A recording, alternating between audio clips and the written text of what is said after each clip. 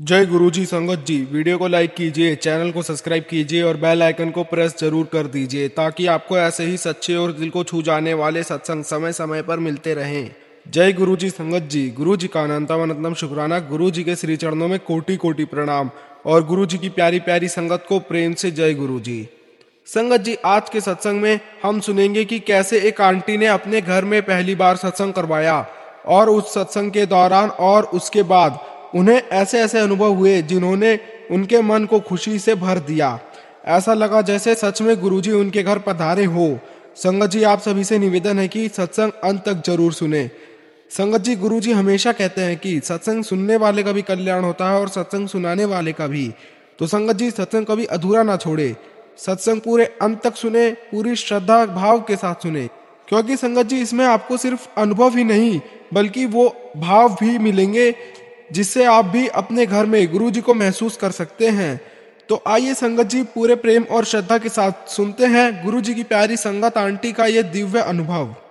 जय गुरु जी संगत जी। संगत जी, मेरा नाम सीमिया अनेजा है और मैं आज आप सबके साथ अपना अनुभव शेयर करने आई हूँ। संगत जी, सच बताओ तो मैंने कभी सोचा भी नहीं था कि मैं अपने घर में सत्संग करवाऊंगी। मैं सत्संग में जाती थी, सुनती थी, अच्छा लगता था, लेकिन हमेशा यही लगता था कि ये सब करने के लिए बहुत ज्ञान होना चाहिए, विधि आनी चाहिए और हमसे शायद ठीक से नहीं हो पाएगा। लेकिन संगत जी, एक दिन सुबह का समय था, घर में बिल्कुल शांति थी।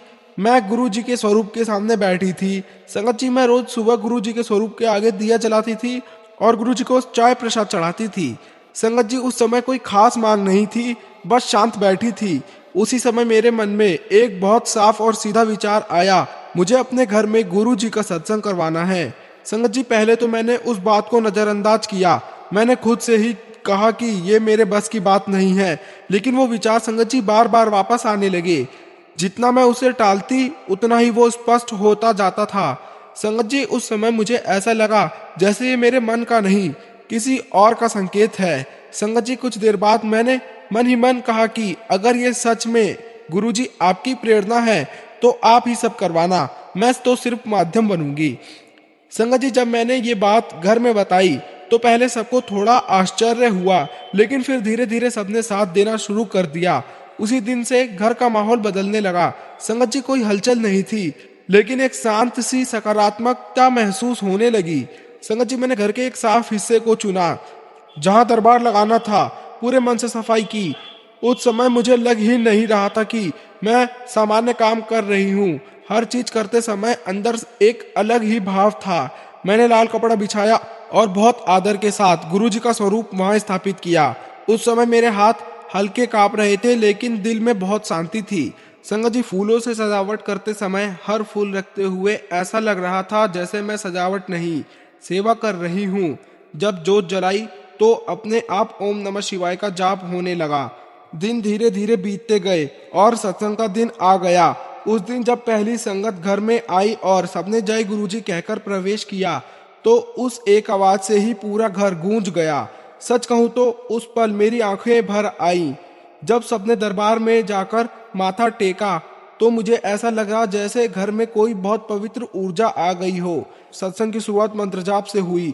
ओम नमः शिवाय, शिवजी सदा सहाय। ओम नमः शिवाय, गुरुजी सदा सहाय की ध्वनि पूरे घर में गूंजने लगी। उसके बाद गुरुबाणी, शिव भजन और शबद चलते रहे। संगत जी, जैसे जैसे शबद आगे बढ़ते गए मुझे अंदर से बहुत गहरी शांति महसूस होने लगी। उस समय एक और अजीब सी बात हुई। मुझे लगा जैसे पूरे कमरे में हल्की सी खुशबू फैल रही है, लेकिन वहां ऐसा कुछ था ही नहीं जिससे वो खुशबू आए। संगत जी, मैं बार बार इधर उधर देखने लगी, लेकिन समझ ही नहीं पा रही थी कि ये क्या है। दिल में एक ही भाव आ रहा था कि कुछ अलग है, कुछ ऐसा है जो सामान्य नहीं है। और संगत जी, उस दिन जो आगे हुआ उसने मेरी सोच ही बदल दी। संगत जी, जैसे जैसे शब्द आगे बढ़ रहे थे मैं भी बाकी संगत के साथ बैठी थी, लेकिन मेरा ध्यान बार बार दरबार की तरफ जा रहा था। ऐसा लग रहा था जैसे वहां कुछ अलग हो रहा है, कुछ ऐसा जो दिखाई तो नहीं दे रहा लेकिन महसूस हो रहा है। उसी समय एक बहुत ही अजीब लेकिन बहुत प्यारा अनुभव हुआ। संगत जी, दरवाजे के पास से एक बुजुर्ग अंकल अंदर आए, सफेद कपड़े पहने हुए, बहुत शांत चेहरा और आंखों में एक अजीब सी गहराई।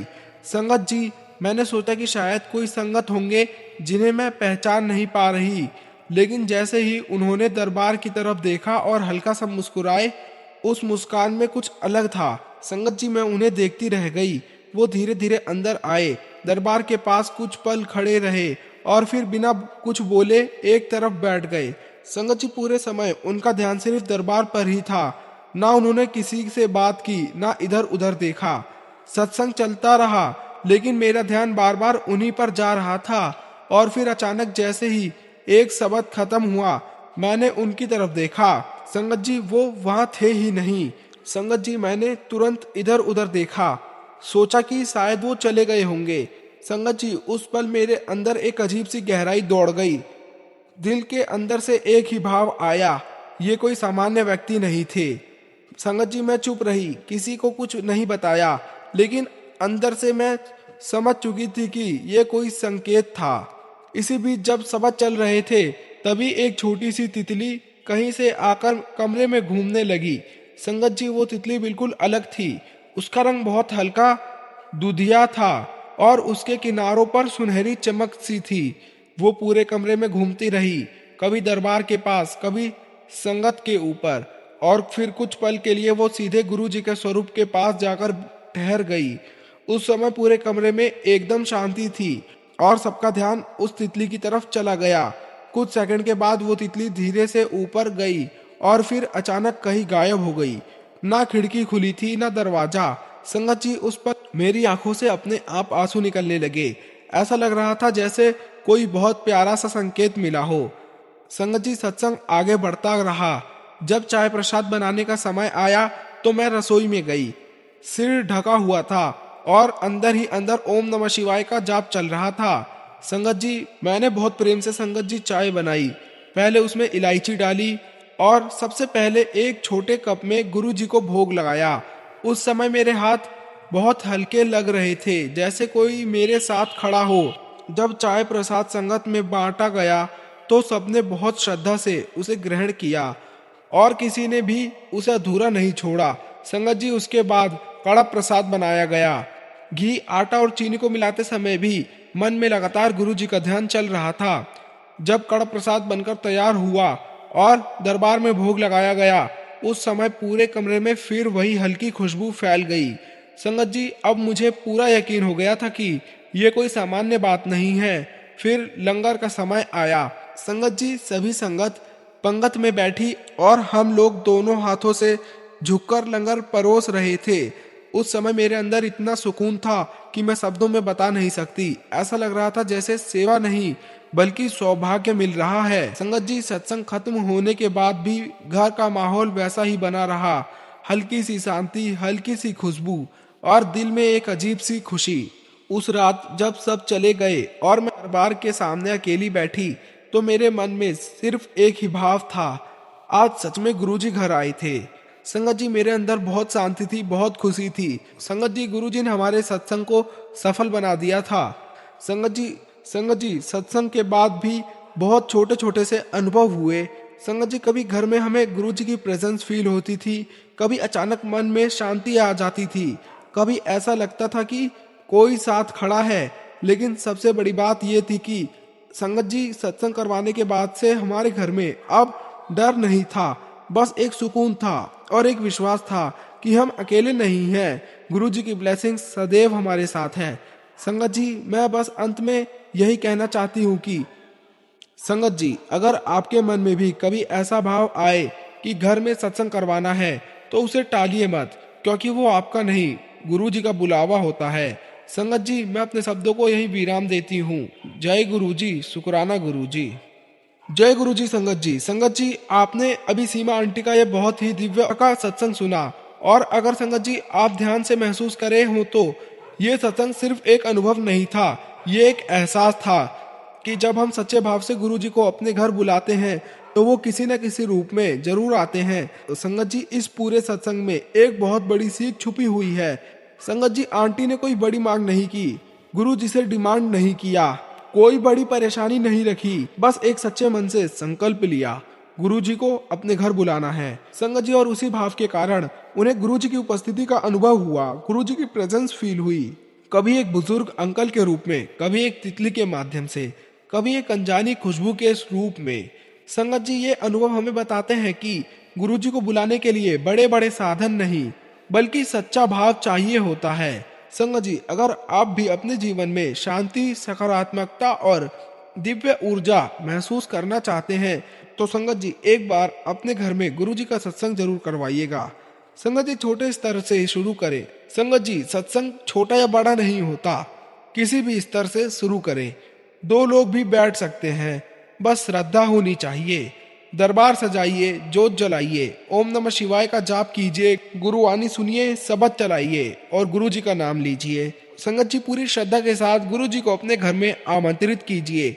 आप खुद महसूस करेंगे कि माहौल कैसे बदलता है, मन कैसे शांत होता है और कैसे बिना कुछ मांगे बहुत कुछ मिलने लगता है। और संगत जी, एक छोटी सी नई बात और, जब भी सत्संग के बाद आप अकेले बैठे तो 2 मिनट आंखें बंद करके बस ये महसूस करें कि गुरुजी यही हैं। संगत जी, आपको खुद अंदर से एक जवाब मिलेगा, एक शांति मिलेगी जो शब्दों में नहीं समझाई जा सकती। और हाँ संगत जी, अगर आपको ये सत्संग सच्चे दिल से अच्छा लगा हो तो वीडियो को लाइक जरूर कीजिएगा ताकि ये दिव्य अनुभव अन्य संगत तक जरूर पहुंचे, ताकि संगत जी अन्य संगत भी इस सत्संग को सुन पाए।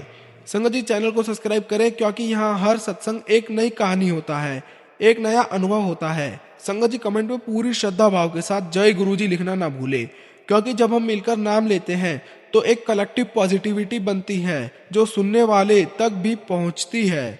संगत जी, अंत में बस इतना ही, अगर कभी जीवन में आपको ऐसा लगे कि सब सामान्य है फिर भी कुछ कमी है तो समझ लीजिए गुरुजी आपको बुला रहे हैं। बस उस भाव को पहचानिए और एक कदम बढ़ाएं, बाकी रास्ता गुरुजी खुद बना देंगे। आइए संगत जी, गुरुजी के मंत्र जाप करते हैं और गुरुजी का स्मरण करते हैं। ओम नमः शिवाय, शिवजी सदा सहाय। ओम नमः शिवाय, गुरुजी सदा सहाय। संगत जी, इसी प्रार्थना के साथ मैं अपने शब्दों को यही विराम देता हूँ। जय गुरुजी, शुक्राना गुरुजी।